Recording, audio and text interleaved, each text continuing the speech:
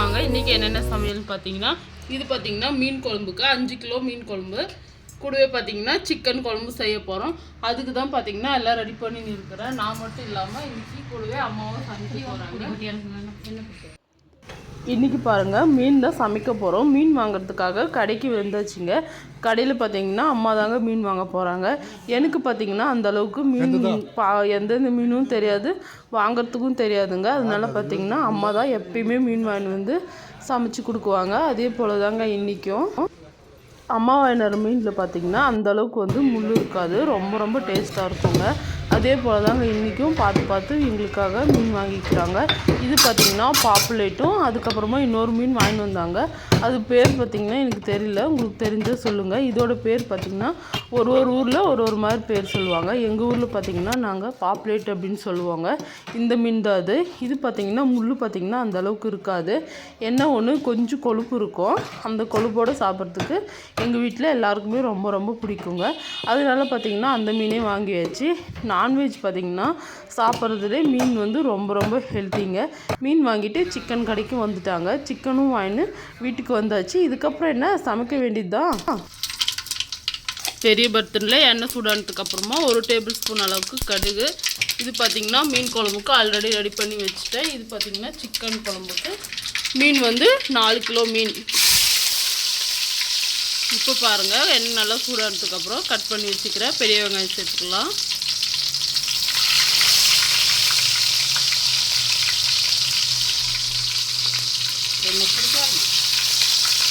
கூடவே இடித்து வச்சுக்கிறேன் இஞ்சி பூண்டு கருவேப்பிலை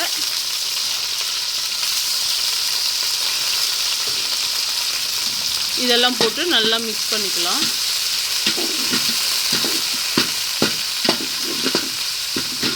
இஞ்சி பூண்டும் கருவேப்பிலை இதெல்லாம் பார்த்திங்கன்னா எண்ணெயிலே நல்லா வதங்கி வரட்டும். அது வரைக்கும் நல்லா மிக்ஸ் பண்ணி வதக்கிக்கலாம்.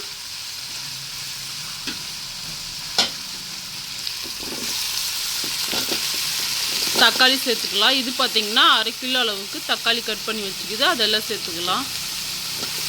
மீன் குழம்புக்கு தக்காளி அதிகமாக சேர்த்து செஞ்சால் டேஸ்ட் ரொம்ப நல்லாயிருக்கும். அதனால தக்காளி அதிகமாக சேர்த்து நல்லா மிக்ஸ் பண்ணிக்கலாம். அடுத்ததாக உப்பு சேர்த்துக்கலாங்க. உப்பு சேர்த்து தக்காளி வதக்கும்போது தக்காளி சீக்கிரமாக வதங்கிடும். 2 டேபிள் ஸ்பூன் அளவுக்கு உப்பு சேர்த்துக்கலாம்.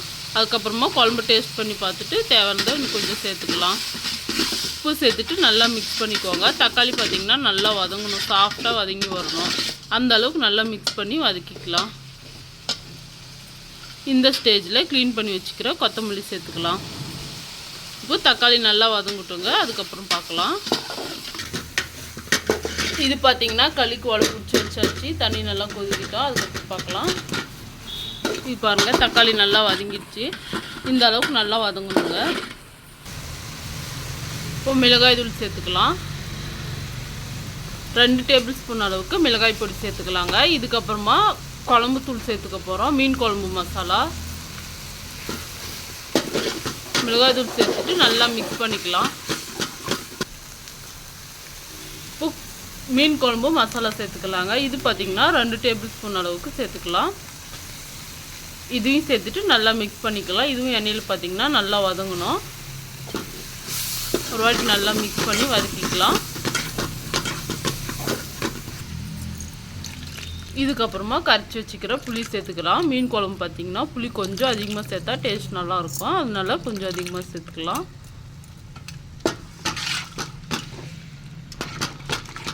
நல்லா மிக்ஸ் பண்ணிக்கலாம். இப்போ தண்ணி சேர்த்துக்கலாம். மீன் குழம்புக்கு தேவையான அளவுக்கு தண்ணி சேர்த்துக்கலாம். மீன் குழம்பு கொஞ்சம் திக்காக வச்சா தான் டேஸ்ட் நல்லாயிருக்கும். அதுக்கு தகுந்த மாதிரி தண்ணி சேர்த்துக்கலாம். சேர்த்துட்டு நல்லா மிக்ஸ் பண்ணிக்கோங்க.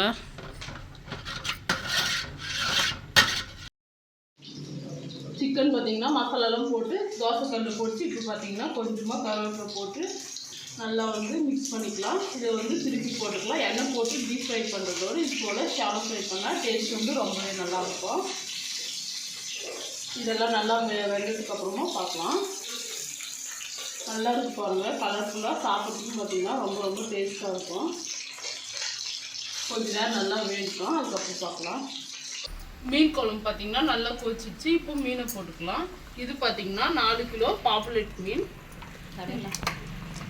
ஃபஸ்ட்டு பார்த்தீங்கன்னா தலையெல்லாம் சேர்த்துடலாம். தலை வந்து வேகிறதுக்கு கொஞ்சம் லேட் ஆகும். அதனால தலையை ஃபஸ்ட்டு சேர்த்துட்டு கொஞ்சம் நேரம் வந்ததுக்கு அப்புறமா நம்ம மீதி பார்ட்ஸ் எல்லாம் சேர்த்து வேக வச்சுக்கலாம். இந்த மீனில் பார்த்தீங்கன்னா அந்த அளவுக்கு முள் இருக்காது. அதனால பார்த்தீங்கன்னா இது போல மீன்லாம் அடிக்கடிக்கு எடுப்பாங்க.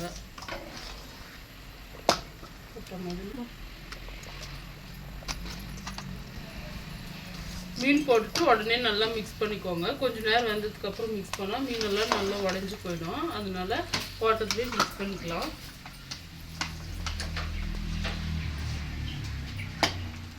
இந்த மீன் குழம்பு பார்த்தீங்கன்னா ரொம்ப ரொம்ப டேஸ்ட்டாக இருக்கும் சாப்பிட்றதுக்கு.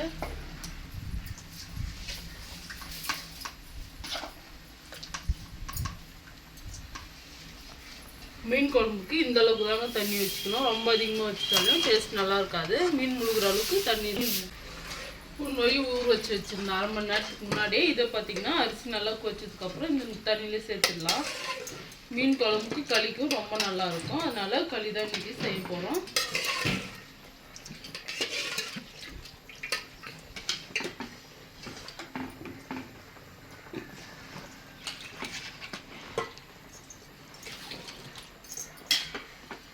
அரிசியெல்லாம் சேர்த்துட்டு நல்லா மிக்ஸ் பண்ணிக்கலாம். இது வந்து கொஞ்சம் வெந்ததுக்கு அப்புறமா மாவு போட போகிறோம். மூடி வச்சு ஒரு 7 நிமிஷம் வந்தால் மீன் குழம்பு ரெடி. இன்றைக்கி பார்த்தீங்கன்னா கோதுமை மாவு வச்சு தான் நம்ம களி செய்ய போகிறோம். ஆல்ரெடி பார்த்தீங்கன்னா நம்ம சேனலில் ராகி மாவு வச்சு களி எப்படி செய்கிறன்ற வீடியோ பார்த்தீங்கன்னா ஆல்ரெடி அப்லோட் செஞ்சுக்கிறாங்க. பார்க்காதவங்க பாருங்கள். களி பார்த்தீங்கன்னா ரொம்ப ரொம்ப நல்லாயிருக்கும். நொய் நல்லா வெந்ததுக்கப்புறமா நம்ம இந்த கோதுமை மாவு போட்டு வேக வச்சுட்டு அதுக்கப்புறம் கலர் போகிறோம். பாருங்க நொய் நல்லா வெந்துருச்சு. இப்போ மாவு சேர்த்துக்கலாம்.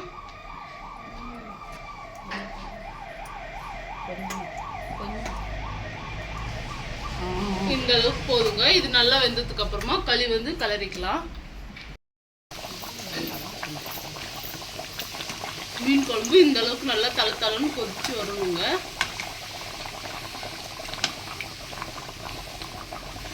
டேஸ்ட் வந்து ரொம்ப ரொம்ப நல்லா இருக்கும் இந்த மீன் குழம்பு. இப்போ பாருங்கள் மாவு நல்லா வெந்துருச்சு. இப்போ ஓப்பன் பண்ணிக்கலாம். சூப்பராக வந்து கோதுமை மாவு வெந்தாச்சு. இப்போ களி கலரிக்கலாம். இந்த பக்கம் பார்த்தீங்கன்னா மீன் ஆப்புலெட் மீன் குழம்பு பார்த்தீங்கன்னா நல்லா கொதிக்குதுங்க. இந்த மீன் பார்த்தீங்கன்னா கொஞ்சம் அதிகமான நேரம் வேக வச்சா கூட மீன் வந்து அந்தளவுக்கு உடஞ்சி போகாது. சாப்பிட்றதுக்கு நல்லா சாஃப்டாக டேஸ்ட்டாக இருக்கும். இப்போ வாங்க களி வந்து கலரிக்கலாம். கோதுமை மாவு களிங்க ரொம்ப ரொம்ப டேஸ்ட்டாக இருக்கும். களி கலருக்கு பார்த்திங்கன்னா ரொம்ப ரொம்ப ஈஸிங்க. இது போல் மத்து வந்து பார்த்திங்கன்னா பருப்பு கடையிற மத்து எல்லார் வீட்லேயுமே இருக்கும். அதே போல் தான் பார்த்திங்கன்னா எங்கள் வீட்லேயும் இருக்கும். அதை வந்து திருப்பிடணுங்க. திருப்பிட்டால் பார்த்திங்கன்னா களி கலரில் கோல் மாதிரி வந்துடும். அதை வச்சு பார்த்திங்கன்னா இது போல் நல்லா மிக்ஸ் பண்ணிகிட்டே இருந்தீங்கன்னா சூப்பராக வந்து களி பார்த்திங்கன்னா கட்டியெல்லாம் எதுவும் இல்லாமல் இது போல் நல்லா நைஸாக வந்துடுங்க. நல்லா டேஸ்ட்டாக இருக்கும் களி. ஒரு டைம் 2 டைம் ட்ரை பண்ணி பாருங்கள். அதுக்கப்புறம் பார்த்திங்கன்னா உங்களுக்கே தெரியும் எந்த அளவுக்கு போட்டால் மாவு வந்து கரெக்டாக இருக்கும்னு சொல்லிட்டு மெஷர்மெண்ட்டோடு பார்த்திங்கன்னா இதுக்கு முன்னாடியே நான் வீடியோ அப்லோட் பண்ணிக்கிறேன். ராகி மாவு களி அதில் போய் பாருங்கள். ரொம்ப ரொம்ப ஈஸியாக செஞ்சுக்கலாங்க. எங்கள் வீட்டில் பார்த்திங்கன்னா சாதத்தோட களி தாங்க எல்லாரோடைய ஃபேவரெட்டுங்க. எல்லாருக்குமே ரொம்ப ரொம்ப பிடிக்கும் களி. அதனால பார்த்திங்கன்னா டெய்லியுமே ஒரு வாட்டி களி செஞ்சுடுவாங்க. சூடாக களி சாப்பிடும்போது ரொம்ப ரொம்ப நல்லாயிருக்கும். கூடவே பார்த்திங்கன்னா சிக்கன் குழம்பு, மட்டன் குழம்பு, மெயினாக பார்த்திங்கன்னா புளிக்குழம்புங்க. கத்திரிக்காய் வெண்டைக்காயெல்லாம் போட்டு புளிக்குழம்பு போட்டு செஞ்சு சாப்பிட்டா பார்த்திங்கன்னா ரொம்ப டேஸ்ட்டாக இருக்கும். ரொம்ப ரொம்ப ஹெல்த்தியும் கூட. கண்டிப்பாக நீங்களும் ட்ரை பண்ணி பார்த்துட்டு எப்படி இருந்துச்சுன்ட்டு கமெண்ட்டில் ஷேர் பண்ணிக்கோங்க. இப்போ வாங்க சூப்பராக வந்து களி கிளறியாச்சு. இதை பார்த்திங்கன்னா இப்போது நம்ம களி வந்து முண்டடிக்க போகிறோம். ரொம்ப ரொம்ப நல்லாயிருக்கும். களி பார்த்திங்கன்னா உங்களுக்கு எந்த அளவுக்கு தேவையோ அந்த அளவுக்கு மரத்தட்டில் கொஞ்சமாக எடுத்து போட்டு அடிக்க வேண்டியது தான்.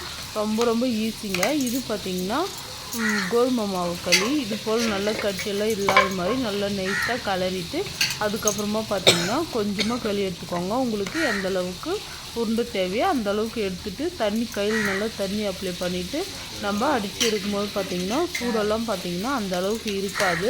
நம்ம ஆல்ரெடி செய்யறதுனால அந்த சூடெல்லாம் பார்த்திங்கன்னா தெரியாது. தண்ணி தொட்டு தொட்டு கையில் நல்லா இது போல் பால்ஸாக அடித்து எடுத்தால் சூப்பரான களி வந்து பார்த்திங்கன்னா ரெடி. ரொம்ப நல்லாயிருக்குங்க. மீன் குழம்பு களி யாருக்கெல்லாம் பிடிக்கும் அப்படின்றத மறக்காமல் கமெண்ட்டில் சொல்லுங்கள். எங்கள் வீட்டில் பார்த்திங்கன்னா எல்லாருக்குமே ரொம்ப ரொம்ப பிடிக்கும். எனக்கும் பார்த்திங்கன்னா ரொம்ப பிடிக்கும். ரொம்ப ஹெல்த்தியும் கூட. களி சாப்பிட்றது ரொம்ப ரொம்ப ஹெல்த்திங்க. இப்போ சூப்பரான களியும் மீன் குழம்பும் ரெடி. இது பார்த்திங்கன்னா அப்பாவுக்கு கொடுக்க வேண்டியது தான். இன்னும் குழம்பு செய்ய வேண்டியது இருக்குது. பார்த்திங்கன்னா மீன் 1.5 கிலோ, கறி பார்த்திங்கன்னா 3 கிலோ சிக்கன் இருக்குது. இதை வந்து குழம்பு செய்ய போகிறோம். ஃபஸ்ட்டு பார்த்திங்கன்னா மீன் குழம்பு செஞ்சிடலாம். அதுக்கு பார்த்திங்கன்னா இன்னொரு கடாயில் 4 டேபிள் ஸ்பூன் அளவுக்கு எண்ணெய் சேர்த்துக்கலாம். எண்ணெய் வந்து நல்லா சூடாகட்டும். அதுக்கப்புறமா கடுகு, உளுத்தம்பருப்பு, கடலைப்பருப்பு கொஞ்சம் கொஞ்சம் சேர்த்துட்டு கடுகு நல்லா பொரிஞ்சு வந்ததுக்கப்புறமா பார்த்திங்கன்னா நம்ம இடித்து வச்சுக்கிற கொத்தமல்லி, கருவேப்பிலை, இஞ்சி பூண்டு சேர்த்துக்கலாங்க. இதெல்லாம் சேர்த்துட்டு நல்லா மிக்ஸ் பண்ணிக்கலாம். நல்லா வந்து வதங்கணும். பொன்னிறமாக வதங்கினதுக்கு அப்புறமா பார்த்திங்கன்னா கட் பண்ணி வச்சுக்கிற தக்காளி சேர்த்துக்கலாங்க. இது பார்த்திங்கன்னா இந்த மீன் 1.5 கிலோ சேர்த்துக்கிறோம். அதுக்கு தகுந்த மாதிரி மசாலா போட்டு செஞ்சால் நல்லாயிருக்கும். அதனால் பார்த்திங்கன்னா 1.5 கிலோ மீனுக்கு ஒரு மீடியம் சைஸ் தக்காளியாக 4 தக்காளி எடுத்துக்கோங்க. இது பார்த்திங்கன்னா கரெக்டாக இருக்கும். அதுக்கப்புறமா உப்பு சேர்த்துக்கலாங்க. இதுக்கு 1 டேபிள் ஸ்பூன் அளவுக்கு கல் உப்பு சேர்த்துக்க போகிறோம்.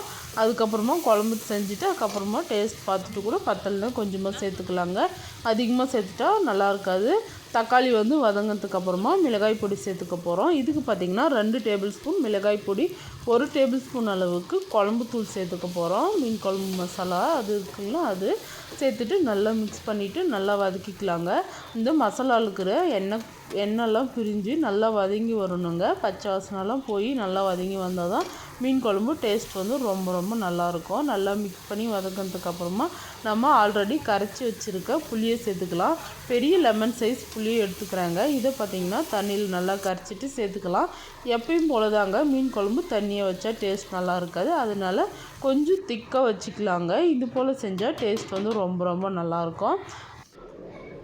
இப்போது கொத்தமல்லி தூவி இறக்கிட்டா சூப்பரான பாப்புலேட் மீன் குழம்பு வந்து ரெடிங்க.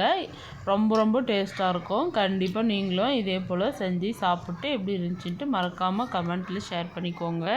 அடுத்ததாக வாங்க இப்போ இன்னொரு மீன் வச்சு எப்படி குழம்பு வைக்கலான்றதை 1.5 கிலோ மீன் வச்சு குழம்பு செய்கிறத பார்க்கலாம். குழம்பு நல்லா கொதிச்சிருச்சுங்க. இப்போது கொத்தமல்லி இலை தூவிக்கலாம். குழம்பு நல்லா கொதிச்சதுக்கப்புறமா இந்த மீன் சேர்த்துக்கலாங்க. இது பேரெல்லாம் என்னன்னு தெரியல, நீங்கள் தெரிஞ்சால் கமெண்ட் சொல்லுங்கள். எல்லா மீனும் சேர்த்துட்டு ஒரு வாட்டி நல்லா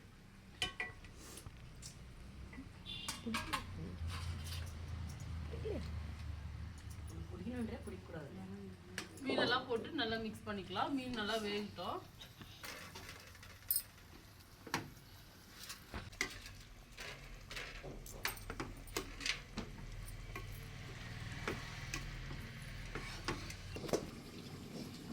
அடுத்ததாக பார்த்திங்கன்னா சிக்கன் ரெடியாக இருக்குது. அடுத்தது சிக்கன் கிரேவி தான் செய்ய போகிறோம். மீன் குழம்பு பாருங்கள் நல்லா கொதிக்க ஆரம்பிச்சிச்சு. நல்லா வேகட்டும்.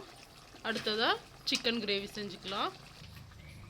கடாய் நல்லா சூடானதுக்கப்புறமா எண்ணெய் சேர்த்துக்கலாம். சிக்கன் கிரேவி செய்கிறதுக்கு 4 டேபிள் ஸ்பூன் அளவுக்கு எண்ணெய் நல்லா சூடாகட்டுங்க. இதுக்கப்புறமா குழம்பு வந்து கொதிக்குது பாருங்கள். இந்த மீன் முழுசாக போட்டோம்ல, அந்த மீன் வந்து இந்த அளவுக்கு கொதிச்சா போதுங்க.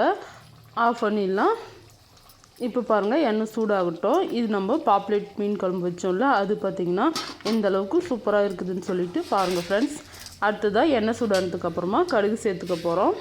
கடுகு கூடவே பார்த்திங்கன்னா கடலைப்பருப்பு, உளுத்தம்பருப்பு இதெல்லாம் சேர்த்துக்கலாங்க. கடுகு நல்லா பொரிஞ்சு வரட்டும். நல்லா கடுகு பொரிஞ்சால் தான் பார்த்திங்கன்னா எந்த ஒரு குழம்பும் டேஸ்ட்டாக இருக்கும். இதுக்கப்புறமா கட் பண்ணி வச்சுக்கிற வெங்காயம், இடித்து வச்சுக்கிற இஞ்சி பூண்டு, கருவேப்பிலை சேர்த்துக்க போகிறோம். நல்லா பொரியணுங்க. எண்ணெயிலே நல்லா பொரிஞ்சு வந்தால் தான் பார்த்திங்கன்னா டேஸ்ட் வந்து ரொம்பவே நல்லாயிருக்கும். இதை பார்த்திங்கன்னா நல்லா மிக்ஸ் பண்ணிக்கலாம். ஆல்ரெடி பார்த்திங்கன்னா நம்ம சேனலில் நிறைய சிக்கன் கிரேவி இருக்குது. அதை விட பார்த்திங்கன்னா இது ரொம்ப சிம்பிளுங்க. இதே போல் செஞ்சு பாருங்கள். இதுக்கப்புறமா கட் பண்ணி வச்சுக்கிற தக்காளி சேர்த்துக்கலாம். தக்காளி பார்த்திங்கன்னா மீடியம் சைஸாக 4 தக்காளி சேர்த்துக்கிறேங்க. சேர்த்துட்டு நல்லா மிக்ஸ் பண்ணிக்கோங்க. தக்காளி எப்பயும் போல் நல்லா சாஃப்டாக வதங்கணுங்க. இந்த குழம்பு பார்த்திங்கன்னா ரொம்ப டேஸ்ட்டாக இருக்கும். கண்டிப்பாக ட்ரை பண்ணி பாருங்கள். அடுத்ததாக தக்காளி வதங்கிறதுக்கும் சிக்கன் கிரேவிக்கும் உப்பு சேர்த்துக்கலாம். 2 டேபிள் ஸ்பூன் சேர்த்துக்கிறாங்க. அதுக்கப்புறமா டேஸ்ட் பார்த்துட்டு கூட தேவை இருந்தால் சேர்த்துக்கலாம். நல்லா மிக்ஸ் பண்ணிக்கோங்க. தக்காளி பார்த்திங்கன்னா நல்லா சாஃப்டாக வதங்கணும். நல்லா வதக்கிக்கலாம். இந்த அளவுக்கு நல்லா வதங்கணும். நம்ம சிக்கன் சேர்த்துக்க போகிறோம். ஆல்ரெடி பார்த்திங்கன்னா உப்பு கொஞ்சம் மஞ்சள் பொடி போட்டு வாஷ் பண்ணி தான் எடுத்து வச்சுருந்தேன். அதை பார்த்திங்கன்னா இப்போ இந்த மசாலாவோடு போட்டு நல்லா மிக்ஸ் பண்ணிக்கலாம். ரொம்ப 3 கிலோ கறி க்ளீன் பண்ணி வச்சுருங்க. அதில் சிக்கன் அந்த மசாலாவோடு போட்டு நல்லா மிக்ஸ் பண்ணிக்கலாம்.